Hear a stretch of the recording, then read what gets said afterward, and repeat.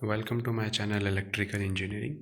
तो इस वीडियो में हम बात करेंगे कि करंट, वोल्टेज, वाट और रेजिस्टेंस होता है क्या है। इनमें काफ़ी कन्फ्यूजन रहता है, लेकिन इस वीडियो में आपको क्लियर होगा कि करंट, वोल्ट, वाट और रेजिस्टेंस हम किसे कहते हैं। ठीक है, तो सबसे पहले बात करते हैं करंट की।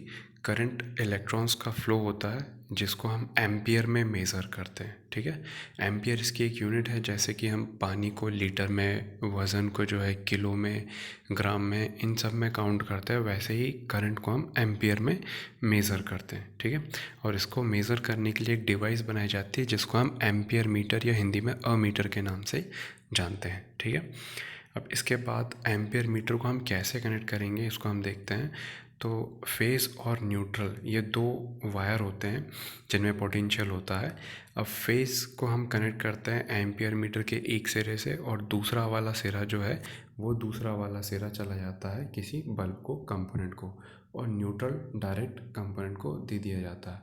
तो जैसे ही इनको सप्लाई जाएगी बल्ब चालू होगा, और ये जो एम्पियर मीटर है, ये एम्पियर मीटर जितना करंट ये बल्ब कंज्यूम कर रहा है वो यहाँ पर शो कर देगा। और यहाँ पर मैंने ये जो एम्पियर मीटर है फेज़ वायर में लगाया हुआ है। अगर हम इस एम्पियर मीटर को यहाँ अगर न्यूट्रल में भी यहाँ पर अगर कनेक्ट करेंगे तो भी उतना ही एम्पियर हमें ये एम्पियर मीटर शो करेगा। इसको फेज़ या न्यूट्रल के साथ कनेक्ट करने पर एम्पियर में कोई भी अंतर नहीं आएगा। जितना ये बल्ब करंट कंज्यूम कर रहा है उतना ही ये हमें आउटपुट बताएगा। अब इसके बाद वोल्टेज। तो ये वोल्टेज पोटेंशियल होता है जो करंट को फ्लो करने में मदद करता है। एक प्रकार से ये इलेक्ट्रॉन को पुश करने का, धकाने का काम करता है, तब जाकर ये करंट चलता है। ठीक है, और इस वोल्टेज को मेज़र करने की जो यूनिट है वो वोल्ट कहलाती है। ठीक है, और इसे वोल्ट मीटर जैसे ही नापा जाता है, वोल्ट मीटर के द्वारा ही नापा जाता है। अब ये कैसे कनेक्ट होता है उसको हम देखते हैं। अभी ये फेस और न्यूट्रल डायरेक्टली हमने ये बल्ब को दिया हुआ है। सेम इसी प्रकार से ये जो वोल्ट मीटर है इसको भी हम एक न्यूट्रल और एक फेस इसको डायरेक्ट दे देंगे, तो जितना भी पोटेंशियल, जितना भी वोल्टेज आ रहा होगा ये मीटर हमें शो करेगा।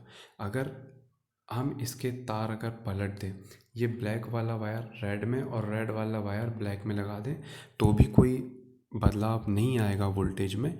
बस जो इलेक्ट्रॉनिक आजकल डिजिटल वोल्ट मीटर आ रहे हैं उनमें कुछ इफ़ेक्ट पड़ सकता है, क्योंकि उल्टी पोलरिटी कनेक्ट होने पर वो वोल्ट मीटर वोल्टेज शो नहीं करते। लेकिन जो ऑर्डिनरी वाले मल्टीमीटर या वोल्ट मीटर होते हैं, वोल्ट मीटर जिसमें निडल होती है, एक सुई होती है, कांटा लगा होता है, वो वोल्ट मीटर उल्टा या सीधा कनेक्ट करने पर भी सही वोल्टेज शो करेगा।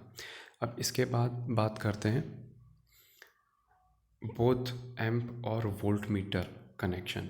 तो वोल्ट मीटर और एम्पियर मीटर दोनों अगर हमें किसी एक सर्किट में कनेक्ट करना हो तो वो इस प्रकार से कनेक्ट होंगे। यहाँ पर वोल्ट मीटर पैरेलल में कनेक्ट है, फेस और न्यूट्रल इसको हमने डायरेक्ट दिया हुआ है, और एम्पियर मीटर ये सर्किट के सीरीज़ में है।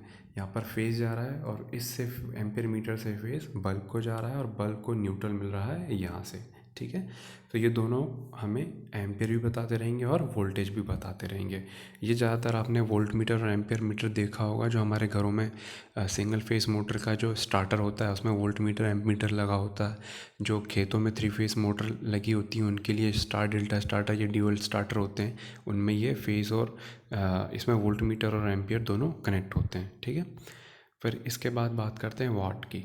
तो ये वाट जो होता है ये पावर की यूनिट होता है। जैसे हम इंजन को एचपी में नापते हैं, ठीक है, वैसे ही अगर कोई इलेक्ट्रिकल पे काम करने वाला कंपोनेंट है तो उसको हम वाट में नापेंगे कि उसकी पावर कितनी है। ये शक्ति की इकाई है, पावर की यूनिट है। ठीक है, तो यहाँ पर हम कुछ मोटरों के वाट में नाप के एचपी में नापते हैं, तो एचपी को हम वाट में कन्वर्ट भी कर सकते हैं। अगर कोई मोटर 1 एचपी की है तो वो 746 वाट की होगी। ठीक है, अब ये ब्रिटिश और मीट्रिक 2 यूनिट होती हैं।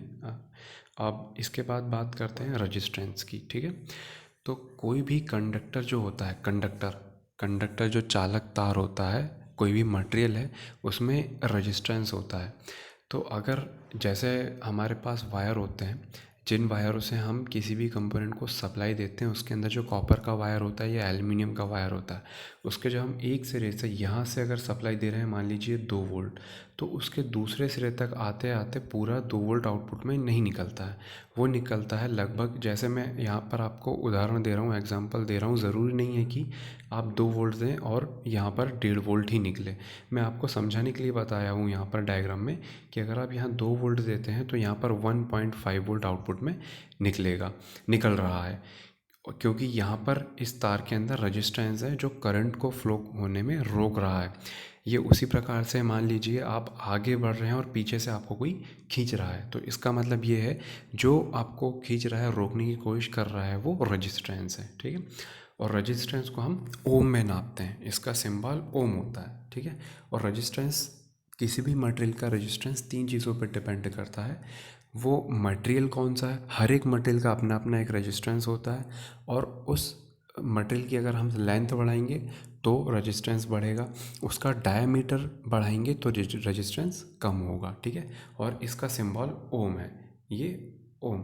ओम इसका ओम सिंबल इसलिए पड़ा क्योंकि इसका जो रेजिस्टेंस की जो खोज है, इसकी खोज की थी जॉर्ज साइमन ओम ने, तो उन्हीं के नाम पर, उनके सरनेम के नाम पर रेजिस्टेंस का इकाई रख दिया गया, यूनिट रख दिया गया ओम। ठीक है, धन्यवाद।